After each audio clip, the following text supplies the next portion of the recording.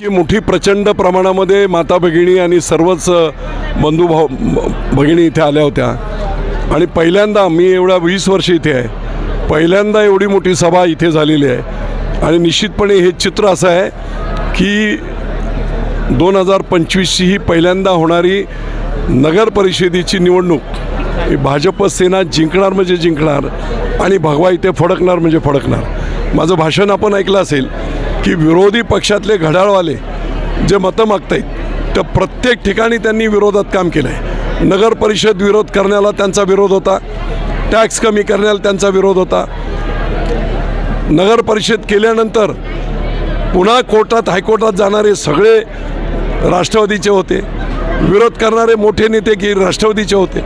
मग तुम्हाला इथे मतं मागण्याचा काय अधिकार आहे? नंबर 1। नंबर 2, पाण्याच्या बाबतीमध्ये मी मंत्री असताना 85% काम पूर्ण केलं होतं। दुर्दैवाने मी पडलो आणि 2019 ते 2022पर्यंत 2.5 वर्षात महाविकास आघाडीने एक छदाम दिला नाही, एक खिळा लागला नाही आणि 4.5 लाख लोकांच्या तोंडात जाणारं पाणी त्या पाण्यावर पानं पुसली गेली।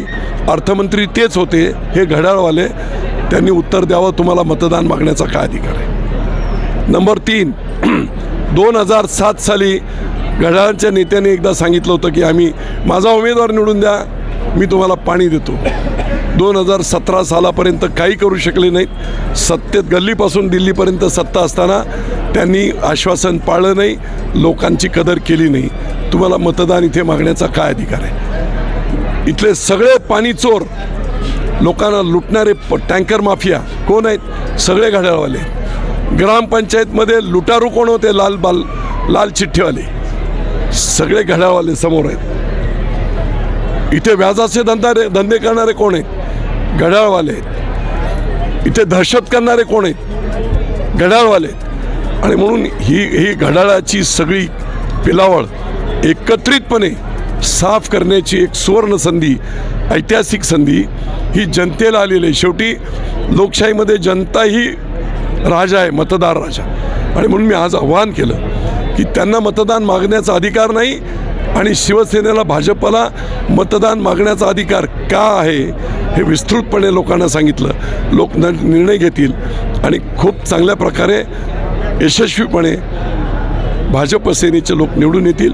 आमचा नगराध्यक्ष देखील कोण आहेत? शिक्षक आहेत, 25 वर्ष ज्यांनी ज्ञानदानाचं काम केलं या भागातल्या गोरगरीब जनतेला, त्यांच्या मुलांना, त्यांच्या पुढच्या पिढ्यांना, ते आमचे उमेदवार आहेत, सुशिक्षित उमेदवार आहेत। आणि निश्चितपणे ही दादागिरी सरंजामशाही मोडून काढण्यासाठी सगळी मंडळी कोण आहेत? आमची मतदार। एका बाजूला सगळे गुंडागर्दी आहे, दुसऱ्या बाजूला डॉक्टर आहेत, ॲडव्होकेट आहेत, शिक्षक आहेत, समाज कार्यकर्ते, प्रोफेसर आहेत। आणि म्हणून लोकशाहीमध्ये अशा प्रकारच्या दादागिरी आणि सरंजामशाही करणाऱ्या लोकांना कायमचं हटवलं पाहिजे। ते लोकशाहीच्या निवडणूक प्रक्रियेतून होतो आणि म्हणून ते आव्हान मी आज लोकांना केले। बापू, तुम्ही बोलताना म्हणलं होतं की 1800 कोटी रुपयाचा घोटाळा त्यांनी मध्यंतरी केला होता। 1800 नाही, 18 कोटी। 18 कोटी ग्रामपंचायत असताना तो घोटाळा केला होता। जिल्हाधिकाऱ्यांनी त्यांना दोषी ठरवलं होतं, ते समोर आहेत सगळे घड्याळाकडे। परत त्यांनी अपील केलं विभागीय आयुक्ताकडे, विभागीय आयुक्ताने जिल्हाधिकाऱ्याचा निर्णय कायम केला आणि यांना बाद केलं, पैसे वसूल करण्याच्या ऑर्डर काढल्या, क्रिमिनल केसेस देखील करा अशा प्रकारचे निर्णय दिले। मग मी मंत्री होतो, शेवटी ग्रामपंचायत हे सगळे त्यावेळेस शिवसेनेत होते, आता गेले तिकडे। कोण नेतृत्व करणारा? तो सुद्धा शेवटच्या क्षणाला 2019मध्ये उडी मारून तिकडे गेला, नाही तर त्याचं बालपण मीच त्याला मोठा केला ना। कोणी केला मोठा? मीच मोठा केला। तिकडे गेला गद्दारी करून। शेवटी स्वार्थासाठी कुठचेही इथिक्स नसणारी माणसं अजिबात राजकारणात टिकली नाहीत पाहिजेत, त्यांना घालवलं पाहिजे। म्हणून हायकोर्टातून जरी निर्णय झाले तरी त्यांना मी वाचवलं आहे। अजून फाईल पेंडिंग आहे, आता ती मी बाहेर काढणार आहे। आता ती बाहेर काढणार आहे। बापू, कोयता गँगचा नायनाट करणार आहात आपण? 100%। मी आता उद्या कमिशनर साहेबांशी बोलतोय। एवढा मोठा हा भाग आहे, इथे दादागिरी आहे, त्यामुळे पोलीस चौकी मला मागणी आली नव्हती, आज या सगळ्या याच्यातून मागणी हीच आली। संरक्षण, सामाजिक संरक्षण महत्त्वाचं आहे, पण पोलीस चौकी त्याच्याबरोबर सिव्हिलमध्ये फिरणारे सुद्धा लोक, ह्या दोन्ही गोष्टी प्लस मतदान केंद्रावर व्हिडिओ, मतदान केंद्रावर पोलीस, दहशत कुणाची चालणार नाही असंही मी सांगितलं. त्याच्या पुढे मी सांगितलं आहे उद्या हे सगळे पडणार आणि मग दादागिरीचा प्रयत्न करतील. त्यावेळेस विजयबापू शिवतारे आमदार स्वतः या गंगानगरमध्ये येऊन कमीत कमी 15 दिवस राहतील. कुणाला घाबरण्याचं कारण नाही. बापू, होणाऱ्या 20 तारखेच्या मतदाना दिवशी 21 तारखेचा रिझल्ट चित्रीकरण कसं आपल्याला पाहावयास मिळेल अशी आपली अपेक्षा आहे? निश्चितपणे फुरसुंगी देवाच्या वेळी नगर परिषदेवर भगवा डौलाने फडकेल. धन्यवाद. आज या ठिकाणी गंगानगर या प्रभागामध्ये माननीय आमदार विजयबापू शिवतारे यांची वार्ड क्रमांक 1, 2, 3 व 4 या सदस्यांच्या प्रचारार्थ जाहीर सभेचं नियोजन केलं होतं. या ठिकाणी आमदार विजयबापू शिवतारे हे या ठिकाणी सभेला उपस्थित होते. या सभेसाठी जो जनसमुदाय लोटला होता त्या माता बंधू भगिनींचे मी सर्वप्रथम आभार मानते. हीच गर्दी येत्या 20 तारखेला मतदार रूपी आशीर्वाद ते आम्हाला देतील अशी मी जनतेकडून आशा व्यक्त करते. धन्यवाद. आज आपण पाहिलं तर आज आपल्या गंगानगरमध्ये, अवधूत नगरमध्ये प्रभाग क्रमांक 1, 2, 3, 4 या प्रभागाची आज गंगानगरमध्ये भव्य अशी मोठी सभा झाली आणि आज गंगानगरच्या जनतेने या सभेस भरपूर प्रमाणात प्रतिसाद दिलेला आहे. येत्या 20 तारखेला मतस्वरूपी आशीर्वाद जनतेकडून आपल्याला मिळेल असा ठाम विश्वास आहे का? 100% मला जनतेरूपी आशीर्वाद मिळेल. तर तो कसा मिळेल तर आज आपण बघितलं तर गंगानगरच्या विकासाबाबत जर आपण विचार केला तर गंगानगरला सगळ्यात महत्त्वाचा प्रश्न म्हणजे पाणी समस्या होती आणि ती पाणी समस्या माननीय विजयबापू शिवतारे यांनी ती आपल्या गंगानगर असेल, देवाचिरोळी असेल, फुरसुंगी असेल, सर्व प्रभागाची समस्या विजयबापू शिवतारे यांनी पूर्णपणे गंगानगरच्या जनतेची पाण्याची ताण भागवलेली आहे. जनतेकडून आपली अपेक्षा काय असणार आहे? जनतेकडनं माझी अपेक्षा हीच आहे की माननीय आमदार विजयबापू शिवतारे यांचे हात बळकट करण्यासाठी मी राहुल पवार असेल किंवा कडाळेताई असेल किंवा विशाखाताई हरपळे असेल, हे जे अधिकृत धनुष्यबाण चिन्हावर जे उमेदवार आहेत त्यांना प्रचंड बहुमताने विजय करा ही माझी अपेक्षा आहे. काल आमच्या इकडं पुरंदर हवेलीचे विद्यमान आमदार विजयबापू शिवतारे यांची पदयात्रा होती, पण काही कारणास्तव पदयात्रा ही कॅन्सल झाली.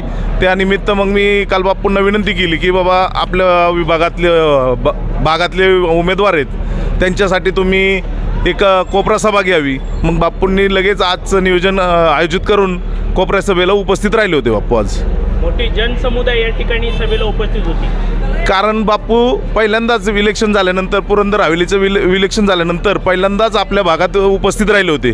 त्यामुळं जनसमुदाय हा मोठ्या संख्येने उपस्थित राहिला होता आणि काही कारणं आहेत की आपल्या भागात पाण्याचा प्रश्न गंभीर होता, तर ते बापूंनी मार्गस्थ केला होता. त्यामुळं बापूंना पाहण्यासाठी किंवा बापूंना अभिनंदन करण्यासाठी मोठ्या संख्येत लोक उपस्थित राहिली होती. सभा संपल्याच्या नंतरनी मोठा जनसमुदाय बापूच्या शेजारी गोळा झाला होता आणि फोनवरती काहीतरी बोलणं झालं. नेमकं काय बोलणं झालं आणि कुणाशी बोलणं झालं त्याबद्दल काय? काल काही भागांमध्ये वादिवाद झाला, दहशतीचं वातावरण आल्यागत वाटत होतं. त्यामुळे बापूंनी डायरेक्ट कमिशनर साहेबांशी बोलणं करून त्यांना त्यांच्यावर गुन्हे दाखल करण्याचा आदेश दिलेला आहे आणि त्यामुळं ते वातावरण कमी होईल आणि लोकांना मताला बाहेर पडण्यास मदत होईल. काय नेमकं दहशतीचं वातावरण होतं आणि कुणाच्या माध्यमातून दहशत निर्माण करण्याचा प्रयत्न केला गेला? नाही, काय गावगुंड आहेत त्यांच्यामुळं ते होतं, पण त्यासाठी काय आम्ही सक्षम आहे, पण आम्हाला बापूंचं पाठबळ आहेच. त्यामुळं आम्ही काही कुणाला दहशतीला भेट नाही आणि भेटणारही नाही. होणाऱ्या 20 तारखेच्या निवडणुकीमध्ये जनतेकडून आपली काय अपेक्षा आहे? माझी अशीच जनतेला विनंती राहील की सगळ्यांनी बहुसंख्येने बाहेर पडा आणि मतदान करा. काही भागामध्ये धनुष्यबाण आहे महायुती असल्यामुळं आणि काही ठिकाणी कमळ आणि नगराध्यक्षासाठी फक्त आणि फक्त धनुष्यबाणच आहे. त्यामुळं सर्वांनी धनुष्यबाण आणि कमळ या चिन्हांना मतदान करावं अशी मी विनंती करतो. जनता आपली साथ देईन विश्वास आहे का? 100%. कारण लोकांचे प्रश्न आत्ताच बघा ना, का बापूंनी हा जो रोड आहे ना शिवशक्ती चौकपासून त्यांना 60 लाख रुपये मंजूर झालेले आहेत. परत रिक्षा स्टँड ते कॅनलपर्यंत त्याला 30 लाख रुपये मंजूर केलेले आहेत. त्यानंतर पाण्यासाठी आता 100 कोटी रुपयाचं एक नवीन GR आलेला होता तो मंजूर झालेला आहे. मग बरेचसे कामं केलेले, पाण्याचे टाके बांधणे बापूंनी केले. MGBची पूर्ण लाईन ही बापूंमुळेच झालेली आहे ना. त्यामुळे 100% लोक त्यांना साथ देतील अशी मला विश्वास आहे. उद्या गंगानगर भागामध्ये पोलीस चौकीचं नियोजन आखण्याचं असं म्हटलेलं आहे बापू, करतील का? 100% करतील, कारण मी बापूंना स्वतः प्रस्ताव मांडला होता की बापू लोकांचं मी फिरतोय ना, तर तसं बघितलं 5 वर्षामध्ये मी कमी होतो, पण त्यामुळं आज मी 2 महिने फिरतोय. त्या 2 महिन्यामध्ये लोकांची मागणी होती की चौकी पाहिजे, कारण गुन्हेगारी खूप वाढलेली आणि गुन्हेगारी ही इथल्या स्थानिक लोकांना चुकीचा उमेदवार मिळण्यामुळे वाढली होती.